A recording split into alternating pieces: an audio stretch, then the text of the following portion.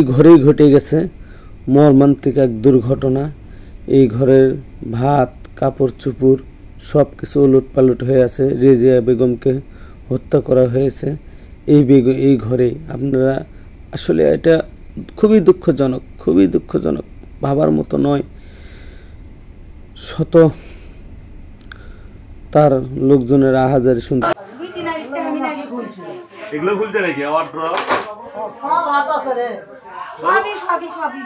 ও হাতা তৈরি করছে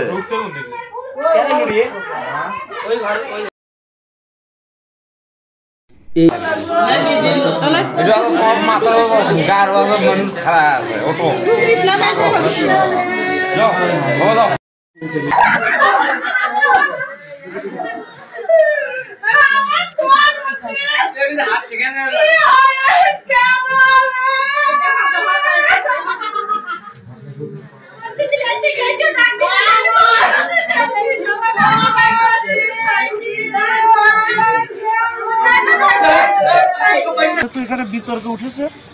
আমরা এই লাশটার নিয়ম অনুসারে বিধি মোতাবেক শরীর রিপোর্ট করে শহীদ জিয়াউর রহমান মেডিকেলের মাধ্যমে আমরা ময়নাতদন্ত করে লাশ দেবো। আপনারা আমাদের কাছে সহযোগিতা করবেন। কেবল আমরা এসেছি, আমাদের টিম কাজ করবে, প্রকৃত অর্থে কি হয়েছে সেটা বেরিয়ে আসবে। ঠিক আছে, আপনারা আমাদের সহযোগিতা করবেন। অনেক সময় লাশ নিয়ে যেতে বিভিন্ন ধরনের যেটা বিতর্ক উঠেছে, বিতর্ক অবসানের জন্য আইনের সর্বোচ্চ ব্যবহার সেটা করা দরকার। আপনারা কি একমত? তাহলে আমি যাই, আমার একটা টিম রেখে গেলাম, আপনারা সবাই সার্বিক সহযোগিতা করবেন। ঠিক আছে? আর আপনারা যারা আছেন, আপনাদেরকে বলি, দুর্ঘটনা নিয়ে বিভিন্ন ধরনের কোশ্চেন আমার কাছে অহরহ আসছে। দুর্ঘটনা মাদক প্রবণ একটা এলাকা হিসেবেই অনেকে ধরে নিয়েছে। আমার 12টা ইউনিয়নের ভিতরে সর্বোচ্চ পরিমাণ মাদকের যে বিষয়গুলো দুর্ঘটনাতেই পাওয়া যায়। আপনারা জানেন আমরা মহিষাবান থেকে এ মাসে 2টি মামলা দিয়েছি। গত মাসে দুর্ঘটনাতে 3টি মাদকের মামলা দিয়েছি। এই মাদকের বয়াল সোভা থেকে আমাদের যুবসমাজকে রক্ষা করার জন্য সবাইকে এগিয়ে আসতে হবে।